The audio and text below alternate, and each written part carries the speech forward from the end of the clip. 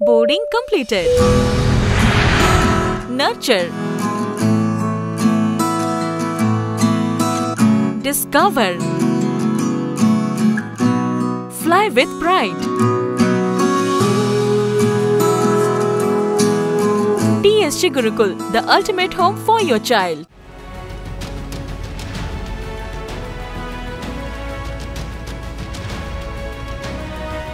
भारत को नाली आखि देखैलानी पाकिस्तान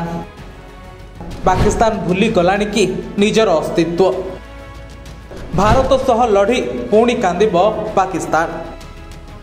ऑपरेशन सिंदूर कथा पासुरी गलानी पाकिस्तान भारत सह लड़ी जो हीन परिस्थिति देखी पाकिस्तान से कथा हुए बोध हुए भूली गलानी जो पुणी थरे भारत सह पंगा नबाकू अंटा भिड़ुंट पाकिस्तान पीपुल्स पार्टी नेता एवं पूर्वतन वैदेशिक मंत्री बिलवाल भुट्टो जरदारी भारत को नाली आखि देखाई कहते जदि भारत सिंधु जल चुक्तिनामा ग्रहण करने को मना करे तेबे पाकिस्तान 6टी नदीर पानी निज कब्जा को नेब पाकिस्तान निज देशर लोकों से सबु नदी उपरे कब्जा करिबो यह व्यतीत पाकिस्तान भारत को युद्धर धमक मध्य देइछि बिलवाल भुट्टो कहते पाकिस्तान युद्धरु पछकु हटिब नाही निकटरे गृहमंत्री अमित शाह स्पष्ट भाव में कहते सिंधु जल चुक्ति केबे भी पुनः स्थापित हेब नाही जाकु नै पाकिस्तान वैदेशिक मंत्रालय दृढ़ विरोध करथिला